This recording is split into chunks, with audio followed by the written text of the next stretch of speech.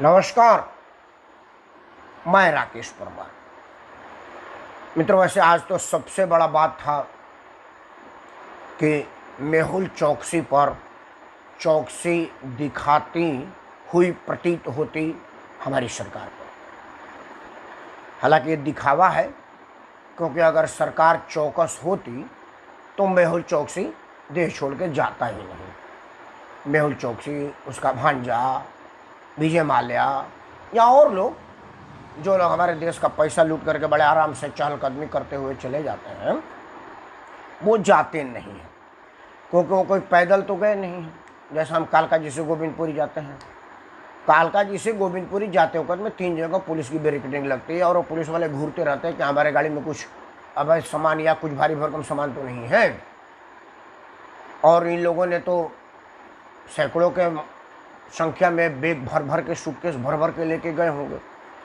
और जहाज पर मैं भी एक आध बार आप लोगों का आशीर्वाद से चढ़ा हूँ, बेल्ट और पर्स तक निकाल दी जाती है, तो मेहुल चौकसी जैसा बड़ा आदमी कैसे निकल गया?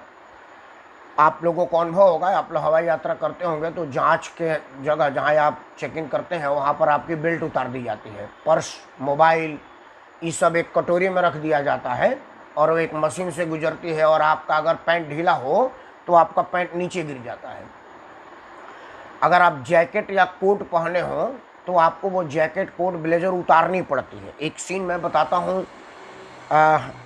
एक बहुत मशहूर अभिनेत्री थी, वो हमारे ही फ्लाइट में यात्रा कर रही थी और बड़ा लाव लश्कर में थी। सुरक्षा वाला उनको, भाई जो जैकेट उतार। वो बड़ा दिक्कत हो गया। वो बोली कि भाई मेरे भीतर जो पहना हुआ है उसे तो एयरपोर्ट वाले देख करके जहाज छोड़ देंगे, लेकिन वो बोले कि नहीं उतार, इसको उतारना ही पड़ेगा। तो खैर वो अब वहाँ पर कवर है नहीं, लेकिन उसको कोई दिक्कत नहीं था, उसने उतार दिया। ऐसे ऐसे मतलब एक तरह से नग्न कर दिया उसको ऊपरी हिस्से का। लेकिन एयरपोर्ट वालों ने कहा कि नहीं उतारना ही पड़ेगा जैकेट। तो हमारी इतनी जांच होती और मेहुल चौकसी और विजय माल्या और उसका भांजा कैसे चला गया? खैर, मेरा संदेह का एक आधार ये है कि समाचारों में जिस तरह से वो चार्टर्ड प्लेन बार बार दिखा रहा है ना, वो मेरा संदेह का आधार है। क्योंकि समाचार पर अगर कोई मामला बहुत ज़्यादा हाईलाइट हो रहा है, मतलब उसको सरकार दबाना चाहती है या कुछ अपना बताना चाहती है। चार्टर्ड प्लेन गया है भारत से, बिल्कुल सत्य है, लेकिन उसमें सीबीआई के और जांच एजेंसी ईडी के लोग हैं। भारत सरकार इतनी कमज़ोर नहीं कि अपने अधिकारियों के लिए चार्टर्ड प्लेन ना भेज सके। वो जो प्लेन गई है उसमें हमारे अधिकारी गए हैं, लेकिन एक बार भी उस समाचार में नहीं आया कि इसमें अधिकारी गए हैं। ये गया कि चार्टर तैयार है, विजय चौकसी मतलब मेहुल चौकसी आ जाएगा। जिस देश का नागरिकता लिया है और जिस देश में पकड़ाया हुआ है, वो दोनों देश के प्रधानमंत्री माइक में आके टीवी पर कह रहे हैं कि हमें जरूरत नहीं, भारत ले जाओ। वो इसलिए कह रहे हैं कि उस देश की पूरी जो फिनांस है, बजट है, उतना तो हमारा केजरीवाल पीडब्ल्यूडी में अपने घर में दबा के रख लिया है। जितने रुपए की नागरिकता दे करके वो वहाँ पर पैसा दे करके मेहुल चौकसी नागरिकता खरीदा है, या वहाँ के विपक्ष के नेता पर जितना रुपया का घूस लेने का टीवी पर समाचार तैर रहा है, उतना रुपया तो ये उसका एक अपना मंत्री ऑक्सीजन सिलेंडर ब्लैक में बेच करके कमा लिया है। तो उसके प्रधानमंत्री को पता है कि भारत जैसे बड़े राष्ट्र में के विरुद्ध हम नहीं खड़ा हो सकते, वो मेहुल चौकसी को वापस से करता। लेकिन खैर, आज बात उस पर नहीं था। आज बात हमारे देश के नौनिहालों के भविष्य के प्रति हो रहे अत्याचार, खिलवाड़, मजाक या वाकई सीरियस है सरकार पर है। मैं चाहूँगा कि आप सब लोग अपना आशीर्वाद दीजिए और संभव हो तो मेरे वीडियो को लाइक, शेयर और सहयोग दीजिए। सहयोग में कोई आर्थिक सहयोग नहीं चाहिए, ईश्वर की कृपा से है। मतलब कोई बुरा मान जाएंगे कि यार अकाउंट नंबर बताओ। सहयोग मतलब आप इसको शेयर कीजिए अपने अपने समूहों में और अपना आशीर्वाद दीजिए। मित्रों, जैसा कि अब आपको पता है कि निशंक जी के अचानक तबीयत खराब हो जाने की वजह से माननीय प्रधानमंत्री जी को 12वीं बोर्ड की परीक्षा निरस्त करने का समाचार जारी करना पड़ा। प्रधानमंत्री कर सकते हैं, वो तो देश के प्रधानमंत्री होने के नाते सभी मंत्रालय के प्रधान हैं। मंत्रालय उन्होंने अपने सहायता के लिए रखा हुआ है। कानूनन तो वो सभी मंत्रालय के चीफ हैं। वो किसी भी मंत्रालय पर बयान देंगे, वो उनका ऑफिशियल माना जाएगा। लेकिन वो निखन जी ही उसको बोलते हैं, लेकिन उनका तबीयत अचानक खराब हो गया। ईश्वर उनको जल्द से जल्द ठीक करे, वो निरस्त और स्वस्थ होकर के बाहर निकले। मित्रों, मामला है कि देश की सरकार ने 12वीं बोर्ड की परीक्षा निरस्त कर दिया है। कोई बात नहीं, निरस्त किया। मुझे क्यों किया, इस पर ऐतराज है। पहले तो निरस्त होने के दुष्प्रभाव जान लिया जाए। असल में क्या था कि पिछले बार भी जब कोरोना महामारी थी तो सरकार ने 10वीं और 11वीं का बोर्ड परीक्षा निरस्त कर दिया था और पिछले आधार पर रैंकिंग करके बच्चों को आगे बढ़ा दिया। अब जो बच्चों का रैंकिंग करने का अधिकार उसके स्कूल को आ जाएगा, वो सब ऊंचा मार्क दे करके, मतलब जो 60% वाला होगा उसको भी 90% देंगे, ताकि उसके स्कूल का नाम हो कि ये बहुत लड़कों ने बढ़िया नंबर पाया है। मतलब लड़का 60% डिजर्व करता है, उसको 90% मिलेगा स्कूल अपना नाम, क्योंकि एक्चुअली मूल्यांकन हो नहीं पाएगी क्योंकि उसने परीक्षा दिया नहीं। अब 10वीं 11वीं से इसलिए फर्क नहीं पड़ा कि जो 10वीं में पास किया वो 11वीं में एडमिशन ले लिया और जो 11वीं में पास किया वो 12वीं में ले लिया। लेकिन 12वीं के बाद तो फर्क पड़ेगा, क्योंकि 12वीं के बाद विद्यालय में नहीं जाया जाता, महाविद्यालय में जाया जाता है। 12वीं के बाद हमारे यहाँ ठेठ में कहा जाता है इंटर, मतलब अभी अब पढ़ाई में प्रवेश कर रहे हैं आप वाणिज्य संकाय में जाएंगे कि साइंस संकाय में जाएंगे, विज्ञान संकाय में जाएंगे या कला संकाय में जाएंगे, कहाँ जाएंगे। मतलब आप साइंस स्ट्रीम लेंगे, कॉमर्स स्ट्रीम लेंगे या आर्ट्स स्ट्रीम लेंगे, अब आपको वहाँ से डिसाइड करना। मतलब आप प्रवेश द्वार पर हैं, अब आप इंटर करिए। मतलब इंटर को हमारे यहाँ ठेठ भाषा में यही कहा जाता था कि इंटरमीडिएट का मतलब आपको इंटर करना है अपने अगला भविष्य के प्रति, क्योंकि इंटर तक तो स्कूलिंग है। उसके बाद आप कला में जाना चाहते हैं, कला क्षेत्र में, तो आप कला की तरफ जाइए। वैज्ञानिक बनना चाहते हैं तो आप विज्ञान की तरफ जाइए। इंजीनियर बनना चाहते हैं तो इंजीनियरिंग की तरफ जाइए। डॉक्टर बनना चाहते हैं तो डॉक्टरी की तरफ जाइए। वायुयान इंजीनियरिंग करना चाहते हैं, मरीन इंजीनियरिंग करना चाहते हैं, माइन इंजीनियरिंग करना चाहते हैं, मतलब इंटर के बाद ही वो हर जगह जाया जाता है। जो लोग सक्षम होते हैं वो विदेश में पढ़ने जाते हैं। मेरा एक नाती, मतलब मेरे भतीजी का बेटा ऑस्ट्रेलिया में, उसका एडमिशन हो गया था। कोरोना के लिए वो सरकार ने बोला था कि बाद में बुलाएंगे, वो लटक गया है, 2 साल से लटकर रहा है। अब ना तो उसका यहाँ एडमिशन हो रहा है, ना वो ऑस्ट्रेलिया जा रहा है। ऐसे भी बहुत परिवार के लोग हैं। अब सवाल है कि उनकी मूल्यांकन अगर इसी तरह से कर दिया जाएगा पिछले आधार पर, जैसे F1 F2 पद्धति लगाया गया था ना, तो F1 F2 में लड़के लापरवाही से परीक्षा देते हैं। स्कूल वाले थोड़ा टाइट करके मार्किंग करते हैं कि अगर 70 नंबर लड़का किया है तो उसको 65 या 60 दिया जाए, ताकि लड़के पर दबाव बनेगा और वो और बढ़िया करके बोर्ड में बढ़िया करेगा। और लड़का कहता है कि ये कोई जरूर थोड़ी ऐसे पास फेल का कुछ नहीं होता, बस एक मूल्यांकन है, असली तो मेरा बोर्ड परीक्षा है, तो उसके लिए वो तैयारी करता है। मतलब दोनों स्थिति में खराब है। लड़के ने लापरवाही किया, 70 नंबर लाया, और स्कूल ने थोड़ा टाइट करने के लिए थोड़ा टाइट करके उसको 60 नंबर दे दिया। असल में लड़का 90 नंबर का है, डिजर्व करता है, क्योंकि उसको मालूम है कि हमको 90 नंबर लेना है। अब वो 60 नंबर आया है तो उसको ज़्यादा से ज़्यादा 65 बोर्ड में मिलेगा, मतलब 90 वाला आदमी 65 चला गया। दूसरा होगा कि जो असल में 65 वाला आदमी है उसको विद्यालय कहेगा कि यार ये तो ससुरा फेल हो रहा है, बदनामी होगी, इसको 95 नंबर दे दो, ताकि होगा कि मैं फलाना वाला विद्यालय बहुत आगे बढ़ गया। तो मतलब असल मूल्यांकन नहीं होगा, फिर परीक्षा का कोई मतलब नहीं रह जाएगा। दूसरा क्या है कि वो विदेश में जाएगा, तो क्या विदेश आपका बिना बोर्ड परीक्षा किए हुए मूल्यांकन को मान्यता देगा? क्योंकि दुनिया में अभी कोई परीक्षा रुका है ऐसा कोई सूचना नहीं है, ये भारत महान में ही हुआ है। तो ये बच्चों के भविष्य के प्रति खिलवाड़ है। अब मुझे जिस पर सबसे ज्यादा एतराज है, मैं उस पर आपका आशीर्वाद चाहूंगा। माननीय प्रधानमंत्री जी ने जो आधार बताया है, वो आधार बताया है कि जी कोरोना है और विद्यालय में विद्यार्थी के कोरोना के बचाव का उपाय संभव नहीं है, संक्रमण का खतरा है। मैं बड़ा विनम्रता से माननीय प्रधानमंत्री जी से पूछना चाह रहा हूं कि अभी अभी आप 5 राज्यों में चुनाव करवाए हैं, मतलब चुनाव आयोग ने कराया, बट आप भी लड़े थे ना भाई, आप भी कई जगह हर जगह भाषण देने गए थे ना। मैं भी थोड़ा बहुत पढ़ा हुआ हूँ, बोर्ड वोर्ड के परीक्षा में बैठा हूँ।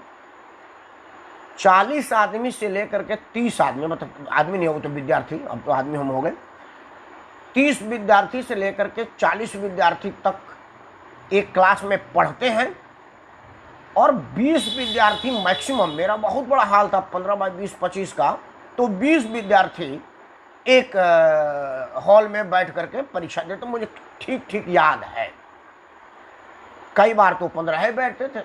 एक बार हमारे SDI आए थे बड़ा तगड़ा, उन्होंने बोला था कि 2 बैच बेशक कर दो, मैदान में करवा दो, लेकिन 10 बैठाओ, दूर दूर होना चाहिए।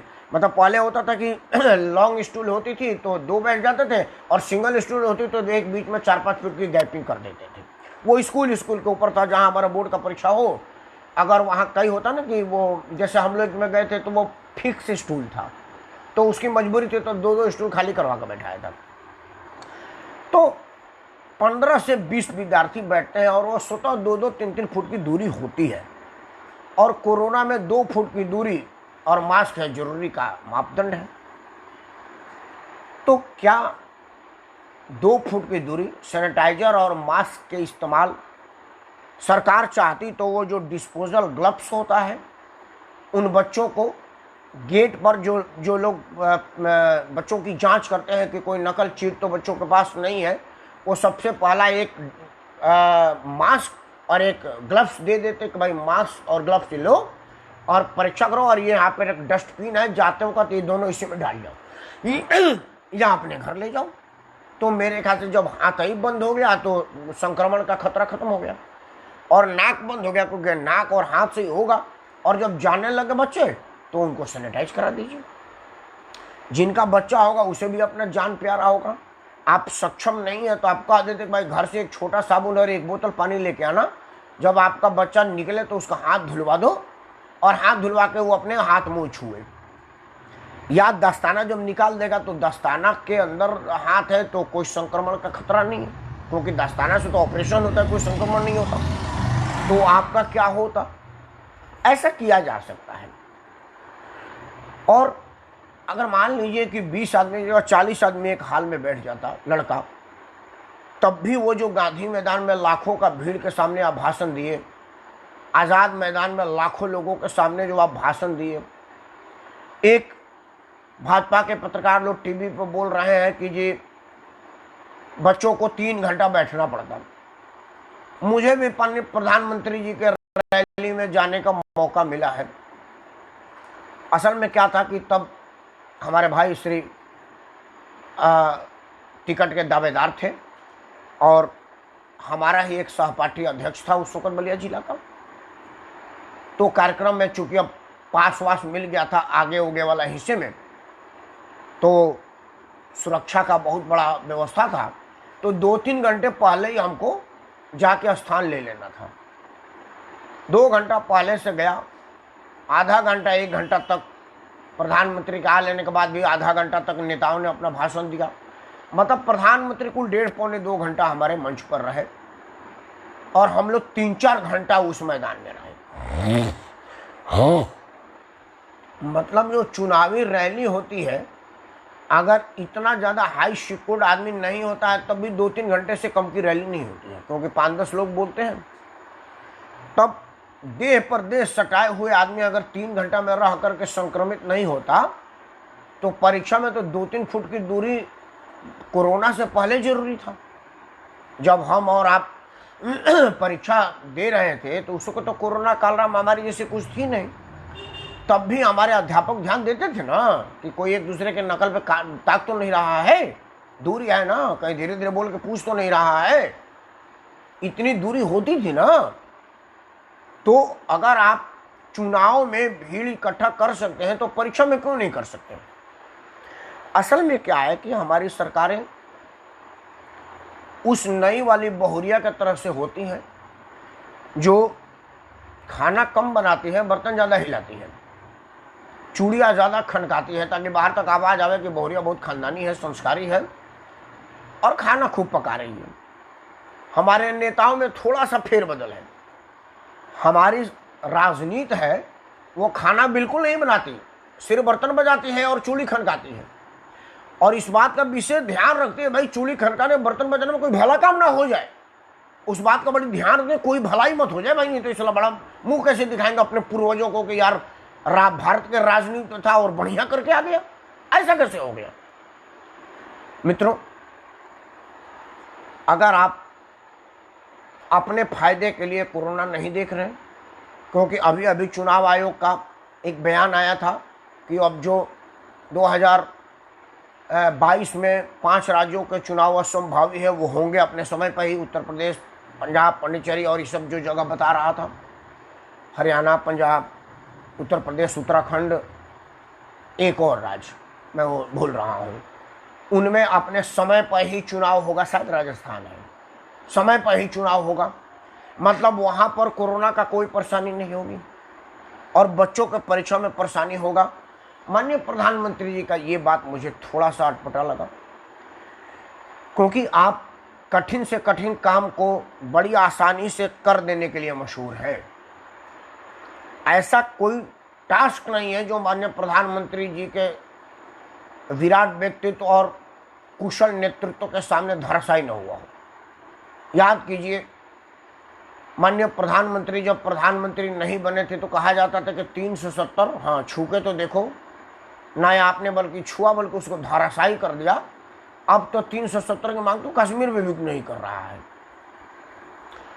लोग कहता था कि 3 तलाक आसमानी किताब है, आपने उतना सम्मान सहित उसका विधिवत वर्णन किया, इस्लाम के भावनाओं को ख्याल में रखते हुए कुरान पाक के लिखे हुए संदर्भों की व्याख्या करते हुए आपने जो कुरान का व्याख्या 3 तलाक के संदर्भ में किया, कि जो पक्का 5 बार का नमाजी मुल्ला मौलवी है उसने भी कहा कि नहीं, प्रधानमंत्री का कहना तो कानूनन बिल्कुल जायज़ है, अल्लाह के किताब में तो यही लिखा है। ये मुल्ला वाले 3 तलाक टप टप करते थे और उसके बाद हलाला और खुला के लिए परेशान रहते थे, मौलाना का ये कानून है, मौला का कानून ये नहीं है, कोई कह ही नहीं पाया। मतलब आप इसी तरह के असंभव सा दिखने हुए वाले टास्क को बिल्कुल संभव कर दिए हैं। तो हे बाहुबली, हे सहस्त्राबाहु, हे महामानव, हे राजनीति के दिग्दृष्टा, इस बच्चों के भविष्य के साथ खिलवाड़ क्यों? क्या आपको लगा कि अगर हम परीक्षा करा देंगे, क्योंकि आपके जोट प्रवृत्ति को लोग जानते थे और केजरीवाल वगैरह जो मुंह फाड़ करके हर बात में बोलने की पहली प्रैक्टिस होते हैं, वो आम आदमी पार्टी बंडबरू होते हैं और उन सबों के मुंह में बवासीर हुआ होता है, तो वो बवासीर की बदबू निकाल रहे थे। मनीष सिसोदिया ने कहा था कि जब तक सभी लोगों का टीका नहीं तब तक परीक्षा संभव नहीं। तो कहीं आप इन सबों को राजनीतिक पटकनी देने के लिए ऐसा कह दिया क्या, क्योंकि भाई परीक्षा रद्द कर देते हैं, ना परीक्षा की बात होगी ना ये टीकाकरण की शोर मचाएंगे, क्योंकि टीका पर संदेह व्यक्त करके इन्हीं नेताओं ने देशवासियों के मन में संशय पैदा कर दिया कि टीका लें कि ना लें, इसीलिए टीकाकरण सुस्त पड़ गई। वो तो आपका कुशल नेतृत्व और ईमानदार छवि है कि देश भर में जितनी ज़्यादा 2021 में भारत में टीकाकरण हुआ है, उतना सबसे आर्थिक देश अमेरिका और तकनीकी में दक्ष जापान और चीन में भी नहीं हुआ है, जितनी ज़्यादा संख्या में आपने इस 135 करोड़ वाले विशाल देश के लोगों का टीकाकरण किया है। अब वो परसेंट लोग दिखाते हैं टीवी वाले, तो परसेंट तो चूंकि अब 5 आदमी में 4 आदमी को लगा दो तो 45% हो गया, और 135 करोड़ में 400 को लगा दे तो परसेंट नहीं निकल पाएगा, कैलकुलेटर खराब हो जाएगा। तो ये तो परसेंट तो है ही ना भाई। तो आप ये भी तो देखिए कि क्षेत्रफल कितना है, उसकी जनसंख्या क्या है, उसके हिसाब से परसेंट लाएंगे तो हमारा तो सबसे ज़्यादा है। लेकिन वो समाचार का विषय है, वो लोग इसी पर अपना रोजी रोटी चलाते हैं। जो मोदी विरोधी हैं वो इसको विरोध की एंगल से पेश करते हैं और जो पक्षधर वो पक्षधर से। मैं तो भाई करीब करीब मोदी भक्त हूँ, राष्ट्रभक्त हूँ, भारत का नागरिक हूँ और भारतीयता के विषय में सोचता हूँ। और भारतीयता कहती है कि अगर चुनाव संभव है तो परीक्षा भी संभव है। और इतना बड़ा बजट वाला देश में इतनी मुश्किल बात नहीं थी कि बच्चों को कोरोना प्रोटोकॉल का अक्षरशः पालन करते हुए परीक्षा नहीं करवाया जा सकता था। तीन ही चीज की तो रिक्वायर्ड है कोरोना के लिए, एक मास्क, एक सैनिटाइजर और एक ग्लव्स। आप 2 डब्बा लेके आपका वो मास्टर जांच करवा बैठता, सबसे पहले मास्क और दस्ताना देता, भाई पहन, और उसके बाद एक बार जांच कर लेता। उसको अलग से स्टाफिंग लगाने की जरूरत भी नहीं थी, और ये इतना ज़्यादा बजट नहीं हो जाता कि आप ओवर बजट हो जाते। तो ये किया जा सकता था। उससे ये होता कि बच्चों के मन में एक संतोष होता कि अगर मैं 45 नंबर लाया हूँ तो मैं ही लाया हूँ, इसमें मोदी दोषी नहीं है, और अगर मैं 95 नंबर लाया हूँ तो ये मैं ही लाया हूँ, उसमें मोदी को श्रेय नहीं जाता है। अब तो अगर वो 95 नंबर मिलेगा तो वो कहेगा कि यार ये मैं तो 195 नंबर का आदमी था, सिर्फ 95 क्यों मिला? क्योंकि वो मूल्यांकन तो उसके आधार पर हुई नहीं है। वो कहेगा कि पिछले बार तो थोड़ा सर्दी खांसी हो गया था, 5 दिन मैं स्कूल अब्सेंट कर दिया था, इस वजह से F1 में मेरा नंबर कम हो गया था। अब तो मैं दिन रात कोरोना काल में घर में बैठ करके पढ़ाई किया है, कोई काम ही नहीं था। वो वाईजू से ट्रेनिंग लिया है, वो फलाना कोचिंग से लिया है। मेरी भी एक बेटी जो CA कर रही है, वो देखता हूँ ऑनलाइन पढ़ती रहती है, तो वो तो 24 घंटा पढ़ती है, क्योंकि अब उसके पास घर में 2-4 घंटा तो मेट्रो और बस का टाइम बच गया ना भाई। नहीं तो 10 बजे से कॉलेज था तो 7:30 बजे सब जाते थे, क्योंकि दिल्ली के दूसरे छोर पर उसका कॉलेज था और हम दूसरे छोर पर आते हैं, तो 4 घंटा तो आने जाने में लग जाता था। वो 4 घंटा में अगर 2 घंटे में पढ़े तो पढ़ाई के प्रति हो, तो वो बच्चा कहेगा ना कि भाई मैंने बड़ी मन लगा करके पढ़ाई किया, मेरा मूल्यांकन कम हो गया, और उसका पूरा जीवन ये दिमाग में संशय रहेगा। जैसे आज मुझे संशय होता है कि यार मैं थोड़ा और पढ़ लेता तो साइंस में टॉपर हो जाता, अब्दुल कलाम नहीं बन पाता तो कोई बात नहीं, नंबर में तो मैं कहता हूँ मैं कलाम साहब को मुकाबले का हूँ। लेकिन अब चूंकि बच्चे टॉप कर रहे हैं, हम वही देख करके सोचते हैं कि मैं टॉप कर रहा हूँ, तो ये पूरा जीवन उनके मन में एक ग्लानि भरने से बढ़िया है कि आपसे हाथ जोड़ के प्रार्थना है, अभी भी आप अपने निर्णय पर पुनर्विचार करें और कोरोना गाइडलाइन को देखते हुए बच्चों का एक्चुअल मूल्यांकन करें, क्योंकि ये इंटर का परीक्षा है। 7वीं 8वीं 9वीं 5वीं 6वीं होता तो चल जाता। इंटर के परीक्षा के बाद अगर असली मूल्यांकन नहीं होगा तो वो बच्चों का भविष्य एक्सप्लॉइट हो जाएगा, डिमोरलाइज हो जाएगा, और पूरा 10-15 लाख बच्चों का डिमोरलाइज होना उसी तरह से है जिस तरह से अभी खिलती हुई गुलाब के पंखुड़ी को तोड़ देना या उसके जड़ में मठा डाल देना। नौनिहालों के जड़ में मठा न डालिए और परीक्षा करवाइए। आप ये भी कर सकते हैं, जिस तरह से कोरोना में आपने कई गेस्ट हाउसों को कोरोना सेंटर बनवा दिया, उस तरह से आप हाई स्कूल और इंटर की स्कूलों में, प्राइमरी के स्कूलों में महीना दिन तक प्राइमरी के बच्चों को छुट्टी करवा दीजिए। अब जैसे मेरे यहाँ हाई स्कूल है, इंटर कॉलेज है, मिडिल कॉलेज स्कूल है, प्राइमरी स्कूल है, सब अगल बगल में ही है, तो आप मिडिल का, हाई स्कूल का और उसका छुट्टी करवा दीजिए, तो आपके पास 4 गुना कमरा हो गया, और उस 4 गुने कमरे में 4 भाग में बच्चे बढ़ जाएंगे तो डिस्टेंस भी मेंटेन हो जाएगा। मेरे ख्याल से ऐसा किया जा सकता है, और हमारे देश में ऐसा कोई लक्ष्य नहीं है जो मोदी के सामने बौना न साबित हुआ हो। सिर्फ मोदी जी को कोई प्रेम नारायण द्विवेदी जैसा सीनियर आदमी आए और कहे कि कोई चुप बैठो बलवाना, मतलब मोदी की स्थिति हनुमान जी की है, समुद्र किनारे बैठे थे और ताक रहे कि यार इतना लंबा समुद्र कैसे जाया जाएगा, क्या किया जाएगा। तो जामोहन जी कहे, बोला हनुमान क्यों चुप बैठो बलवाना, क्यों चुप बैठे हो भाई? बोला क्या करें महाराज? बोला अबे तुम छलांग लगा सकते हो, ये समुद्र तुम्हारे लिए कुछ है? तुम तो इससे कई गुना लंबा समुद्र, चौड़े समुद्र को लांग सकते हो। दो बोला मैं लांग सकता हूँ? तो उनको याद है यार ये तो मेरे लिए कुछ भी नहीं है। तो एक ही छलांग में श्रीलंका को, उस विशाल समुद्र को पार करके श्रीलंका चले गए थे। वही स्थिति हमारे मोदी जी को है। कोई प्रेम नारायण द्विवेदी जी जैसा आदरणीय व्यक्ति उनको जाकर के कहता जामोद की भूमिका में कि क्यों चुप बैठो बलवाना। मेरा ये वीडियो तो देखेंगे नहीं, कि उनको पास समय नहीं है, और उनके जो लोग देखते हैं वो मेरी फेस वैल्यू इतनी नहीं है कि वो उनको जाके बताएं। लेकिन हाँ, अगर आप लोग चाहेंगे तो इस वीडियो को इतना ज़्यादा वायरल कर देंगे, प्रसारित कर देंगे कि उनका कार्यालय सोचने पर मजबूर हो जाएगा कि भाई देशवासियों की मंशा है कि बोर्ड की परीक्षा कराई जाए। इन्हीं शब्दों के साथ मैं राकेश परमार आप सबसे हाथ जोड़ के प्रार्थना करता हूँ कि बेशक कोरोना का लहर थोड़ा कम हुआ है, लेकिन ख़त्म नहीं हुआ है। और जब तक ख़त्म नहीं हुआ है, अगर बहुत ज़रूरी नहीं है, मतलब ज़रूरी नहीं, बहुत ही ज़रूरी ना हो, तो कृपया बाहर न निकलें। क्योंकि कोरोना ये नहीं देखता कि आप आदरणीय प्रेमनाथ द्विवेदी पुराने फौजी और वर्तमान तकनीकी विशेषज्ञ हैं। वो ये देखता है कि ये आदमी आया हुआ है और लापरवाह है। कोरोना को सिर्फ लापरवाही चाहिए। आप प्रधानमंत्री है, वो इससे नहीं डरता। लापरवाही देखा, आप पर अटैक करेगा, और एक बार अटैक कर देगा तो वही नहीं देखेगा कि आप पैसा वाला आदमी है कि कमज़ोर आदमी है। उसके जद में जो आया वो गया। तो आप अपना बचाव कीजिए। सरकार, चिकित्सकों और विशेषज्ञों के बनाए हुए नियमों और उनके बताए हुए कानूनों का अनुपालन करिए।